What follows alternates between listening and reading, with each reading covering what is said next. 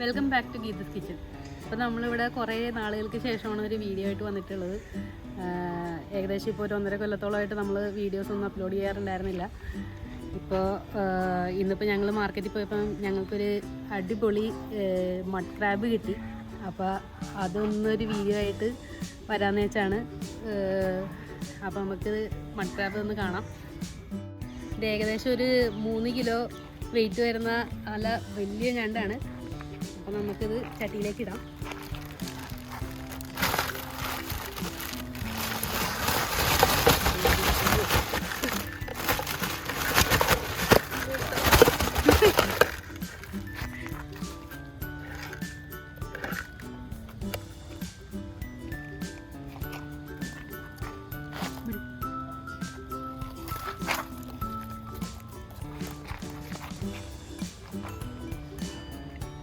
അപ്പോൾ ഇവനാണ് നമുക്ക് കിട്ടിയിട്ടുള്ള നല്ല ജീമട്ടൻ ഞണ്ട്, മഡ് ക്രാബാണിത്.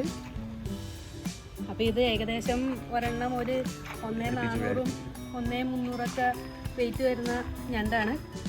അപ്പോൾ നമുക്കിതെങ്ങനെ കറി വെക്കാമെന്ന് നോക്കാം. അപ്പോൾ നമുക്ക് ഇവനെ പെട്ടെന്ന് തന്നെ ക്ലീൻ ചെയ്ത് റെഡിയാക്കി എടുക്കാം.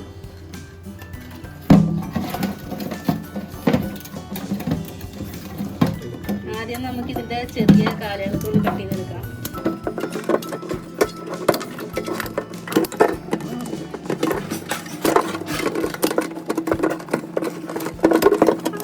അപ്പം നമുക്ക് ഇനി ഇവൻ്റെ വലിയ കാല് കട്ട് ചെയ്തെടുക്കാം.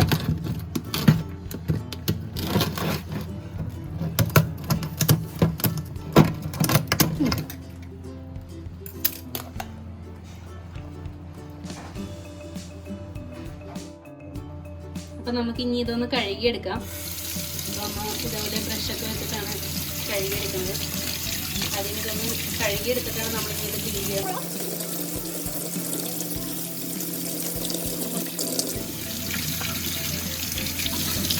വേസ്റ്റൊക്കെ നമുക്കിനി പൊളിച്ച് കളയാം.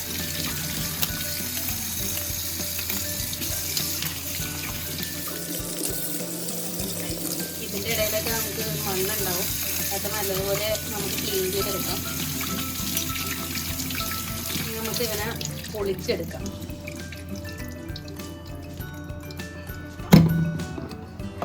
ഇച്ചിരി വലിയ ഞണ്ടായതുകൊണ്ട് നമുക്ക് കുറച്ച് ബുദ്ധിമുട്ടാണ് പൊളിച്ചെടുക്കാൻ. ചെറുതായിട്ട് നമുക്ക് ഇതേപോലെ വെട്ടിക്കൊടുക്കാം.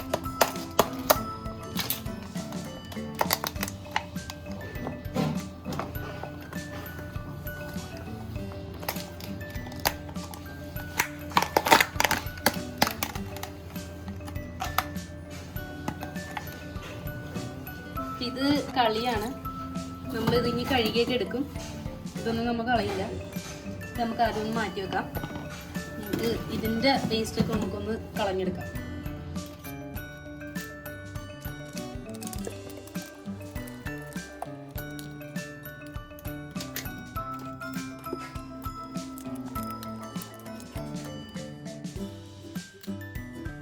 ഇത് നമുക്കൊന്നുകൂടി ഒന്ന് കഴുകിയെടുക്കാം.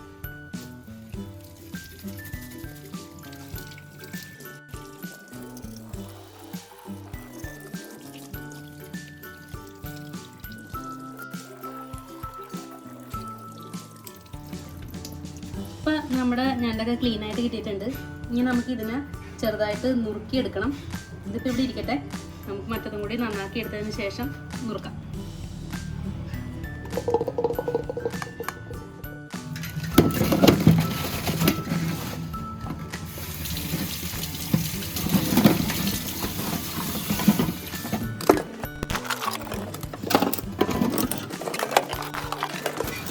ഇതൊക്കെ കാലൊക്കെ ശരിക്കും പിരിച്ചാണ് എടുക്കുന്നത്. എനിക്ക് ഞണ്ടിനെ ജീവനോടെ കൈ പിടിക്കാൻ പേടിയായതുകൊണ്ടാണ് ഇതേപോലെ കപ്പയായിട്ട് വെട്ടിയെടുക്കുന്നത്.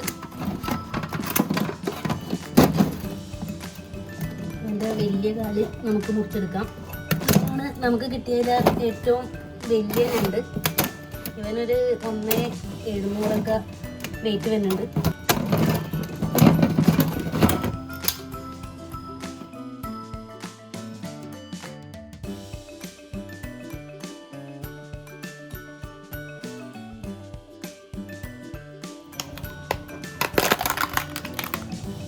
ഇവിടെ മാറ്റി വയ്ക്കാം.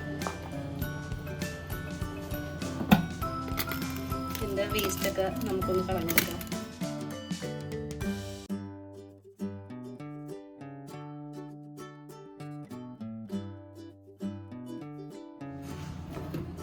ഇനി നമുക്ക് ഇവൻ്റെ കാലൊക്കെ ഒന്ന് ക്ലീൻ ചെയ്തെടുക്കാം. കാലം ഇതേപോലെ, ഈ വലിയ കാലൊക്കെ ഇതേപോലെ ബ്രഷ് വെച്ചിട്ട് തന്നെയാണ് നമ്മൾ ക്ലീൻ ചെയ്യണത്.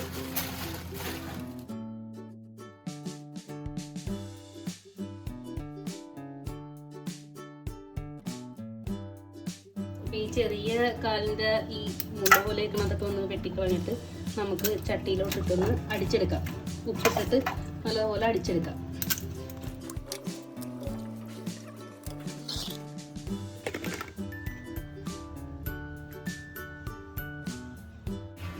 ഇച്ചിരി കല്ലുപ്പും പൊടിയുപ്പും കൂടി ഈ ഞണ്ടിൻ്റെ കാലിലോട്ട് ഇട്ടിട്ട് നമുക്കിതൊന്ന് കഴുകിയെടുക്കണം.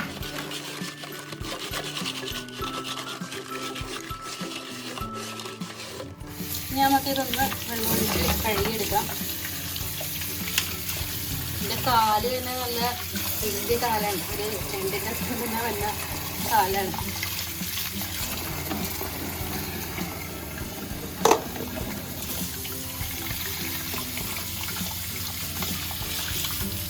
നമുക്ക് ഇതുപോലെ തന്നെ കഴുകിയെടുക്കാം. ചെറിയ കാര്യം മാത്രം നമുക്ക് ഇതുപോലെ ഒന്ന് അടിച്ച് കഴുകിയെടുക്കാം.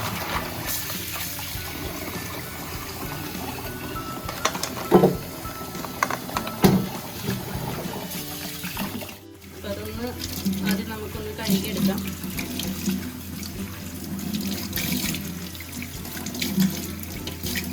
നമുക്ക് കത്തിയും കൊണ്ട് ഇതേപോലെ ഒന്ന് ഇടിച്ചു കൊടുക്കാം.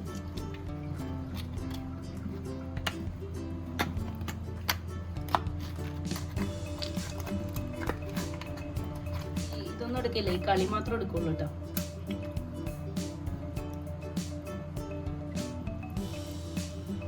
ഇതേപോലെ ഒന്ന് കഴുകിയതിനു ശേഷം നമുക്കിത് ഒരു പാത്രത്തിലേക്ക് മാറ്റി വയ്ക്കാം.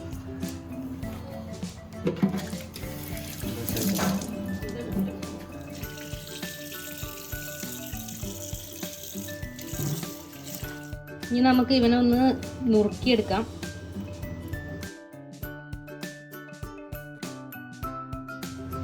ഇനി നമുക്ക് ഇതേപോലെ ഒന്ന് നുറുക്കിയെടുക്കാം. കത്രികക്കാണ് ഇതേപോലെ നുറുക്കിയെടുക്കുന്നത്. അതാകുമ്പോൾ കുറച്ചുകൂടി എളുപ്പമാണ്. കത്തിക്ക് നുറുക്കുന്നതിനെക്കാട്ടി കുറച്ചും കൂടി എളുപ്പമാണ് കത്രികക്ക് നുറുക്കാനായിട്ട്.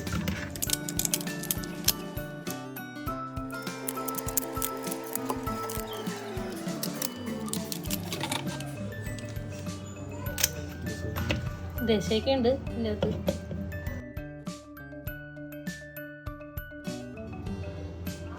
ഇവനെ നുറുക്കിയെടുത്തിട്ടുണ്ട്.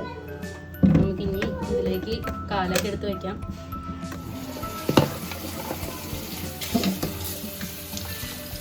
അപ്പോൾ വലിയ കാലൊക്കെ നമ്മൾ ഇതേപോലെ തന്നെ ഇടണേണ്.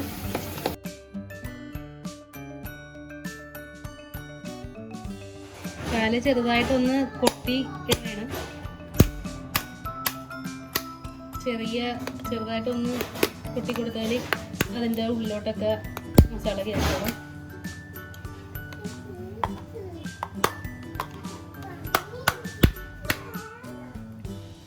ചെറിയൊരു പൊട്ട് കൊടുത്താൽ മതി.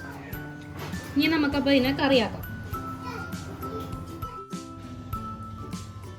ഇതിലേക്ക് നമുക്ക് കുറച്ച് പച്ചമുളക് പോണ്ടിട്ട് കൊടുക്കാം.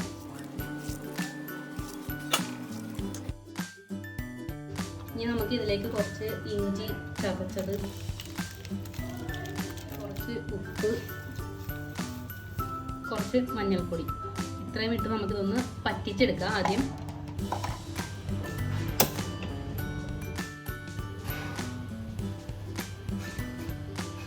അപ്പം നമ്മൾ ഇതിൻ്റെ ഷെല്ല് ഇതേപോലെ ഒന്ന് വെച്ച് കൊടുക്കുന്നുണ്ട്. ഫോട്ടോ എടുക്കുമ്പോൾ ഒരു ഭംഗി കിട്ടാൻ വേണ്ടിയിട്ടാണ്. അപ്പം ഇനി നമുക്ക് ഇതൊന്ന് മൂടി വെച്ച് നല്ലതുപോലെ ഒന്ന് വേവിച്ചെടുക്കാം. അപ്പം ഇത് നമുക്കൊന്ന് ഇളക്കി കൊടുക്കാം. നമുക്ക് ഈ തോടൊന്ന് ആദ്യം മാറ്റി വയ്ക്കാം.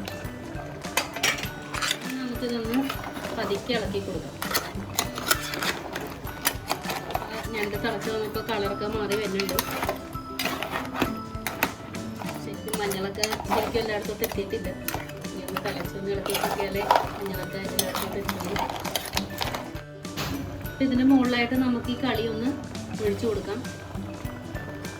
നമുക്ക് ഇതേപോലെ തന്നെ ഇതൊന്ന് മൂടി വയ്ക്കാം. അപ്പം ഞണ്ട് വേകുമ്പോഴേക്കും നമുക്ക് ഇതിൻ്റെ മസാലയ്ക്ക് വേണ്ട കാര്യങ്ങളൊക്കെ റെഡിയാക്കി എടുക്കാം. ഞാനിവിടെ ചോപ്പറിലേക്ക് കുറച്ച് ചെറിയ ഉള്ളിയാണ് ഇട്ട് കൊടുക്കുന്നത്.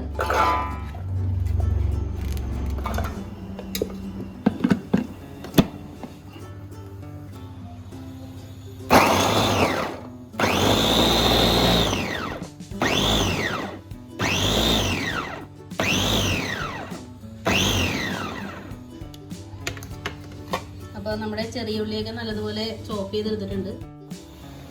അപ്പോൾ നമ്മുടെ ഞണ്ടൊക്കെ ഏകദേശം വെന്ത് വന്നിട്ടുണ്ട്.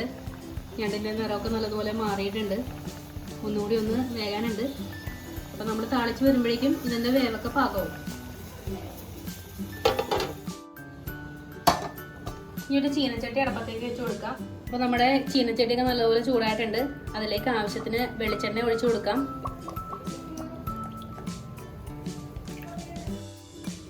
അപ്പോൾ നമ്മുടെ എണ്ണയൊക്കെ തിളച്ച് വന്നിട്ടുണ്ട്. ചോപ്പ് ചെയ്തിട്ടുള്ള ചുമന്നുള്ളി ഇതിലേക്ക് ഇട്ട് കൊടുക്കാം.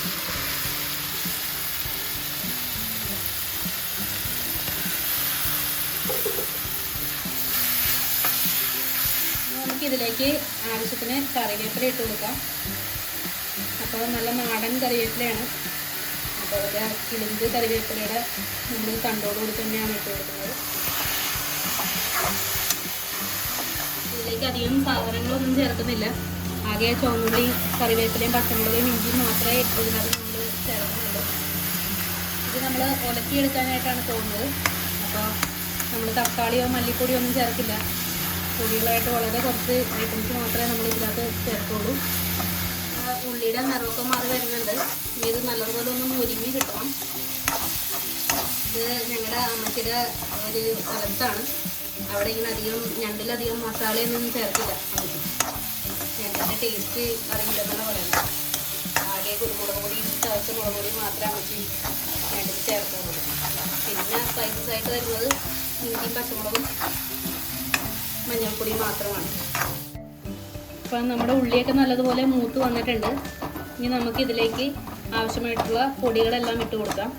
ഇതിലേക്ക് ഞാൻ ഇടുന്നത് 2 ടീസ്പൂണോളം കുരുമുളക് പൊടി, ഏകദേശം ഒരു 2 ടേബിൾ സ്പൂണോളം ചതച്ച മുളക് പൊടിയാണ്. പിന്നെ ഒരു കളറ് കിട്ടാൻ വേണ്ടിയിട്ട് മാത്രം കുറച്ച് കാശ്മീരി ചില്ലി പൗഡറാണ് ഇടുന്നത്. നമുക്കിത് നല്ലതുപോലെ ഒന്ന് മൂപ്പിച്ച് കൊടുക്കാം. മഞ്ഞൾപ്പൊടിയൊക്കെ നമ്മൾ വേവിച്ചപ്പോൾ ഇട്ടിട്ടുണ്ട്. അപ്പം മസാലയൊക്കെ നല്ലതുപോലെ മൂത്ത മണം വരുന്നുണ്ട്. ഇനി നമുക്കിത് ചട്ടിയിലേക്ക് ഇട്ട് കൊടുക്കാം. നമ്മുടെ ഞണ്ടിൻ്റെ നിറമൊക്കെ മാറി വന്നിട്ടുണ്ട്. അപ്പം ഞാൻ ഈ തോട് ഇതിനകത്ത് എടുത്ത് മാറ്റുകയാണ്.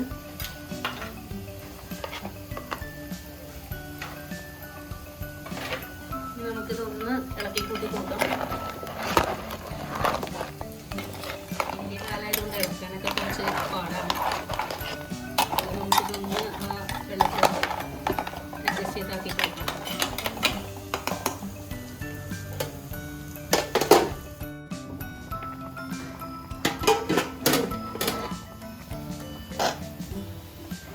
നമുക്കിതിനി ഇതിലേക്ക് ഇട്ട് കൊടുക്കാം.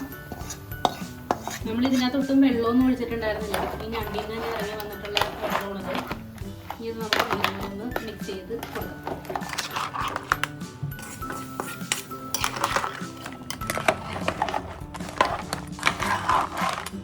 മുളക് പൊടിയൊക്കെ എല്ലാവരുടെയും എരിവിനനുസരിച്ച് കുരുമുളകും മുളക് പൊടിയൊക്കെ ചേർത്ത് കൊടുക്കാം. ഞാനിവിടെ പിള്ളേരൊക്കെ ഉള്ളതുകൊണ്ടാണ് എരിവിച്ച് കുറച്ചിട്ടത്. ഇനി നമുക്ക് കുറച്ച് നേരം ഇതൊന്ന് കൂട്ടി വയ്ക്കാം. മസാലയൊക്കെ നല്ലതുപോലെ ഞണ്ടിലോട്ടൊക്കെ പിടിക്കാൻ വേണ്ടി ഒന്ന് കൂട്ടി വയ്ക്കാം. ഇത് നമ്മുടെ അമ്മച്ചിയുടെ സ്പെഷ്യൽ ഞണ്ടുലത്താണ്. നമ്മുടെ ഞണ്ട് പുലർത്ത് റെഡിയായി കഴിഞ്ഞു. നല്ലതുപോലെ വെന്തിട്ടൊക്കെ ഉണ്ട്. നമ്മുടെ താളിച്ചിട്ട മസാലയൊക്കെ നല്ലതുപോലെ പിടിച്ചിട്ടുണ്ട്. ഇനി നമുക്ക് ഇതിലേക്ക് കുറച്ച് പച്ചവെളിച്ചെണ്ണ ഒഴിച്ച് കൊടുക്കാം. നെയ്യൊക്കെ നല്ലതുപോലെ തിരിഞ്ഞ് വന്നിട്ടുണ്ട്. കുറച്ച് ഗ്രേവിയോടുകൂടിയാണ് നമ്മളിവിടെ നിർത്തുന്നത്. കുറച്ച് ചോറിൻ്റെ കൂടി കഴിക്കാനായിട്ട് കുറച്ച് ഗ്രേവിയോടുകൂടിയാണ് നിർത്തുന്നത്. വേണ്ടാന്നുണ്ടെങ്കിൽ നല്ലതുപോലെ പറ്റിച്ച് വരട്ടിയെടുക്കാം. നമുക്കിത് കുറച്ച് നേരം കൂടി മൂടി വെച്ചിട്ട് കറിയെടുക്കാം.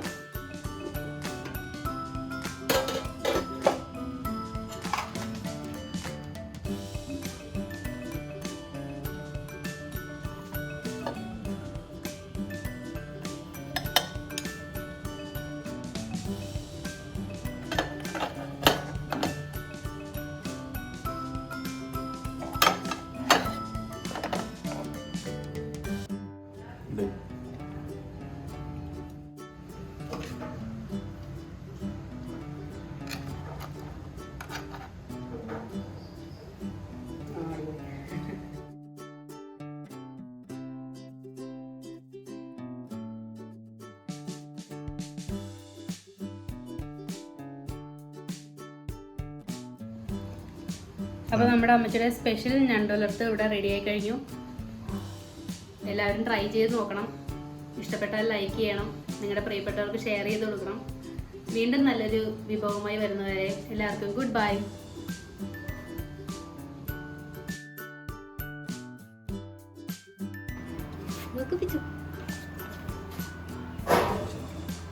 കണ്ടപ്പോ തൊട്ട് കുത്തൂല, ഞണ്ടിനെ കണ്ടപ്പോ തൊട്ട് പുറകെ നടക്കലാണ്.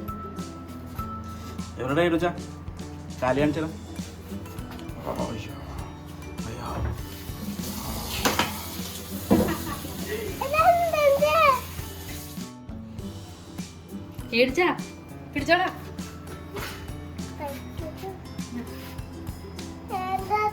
വേണ്ടാ, ഇത് ഞങ്ങൾ ഇടിച്ചതാണ്.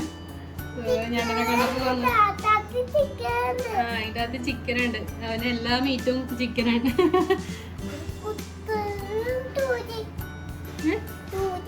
സൂചി ഉണ്ടായിരുന്നു അല്ലേ?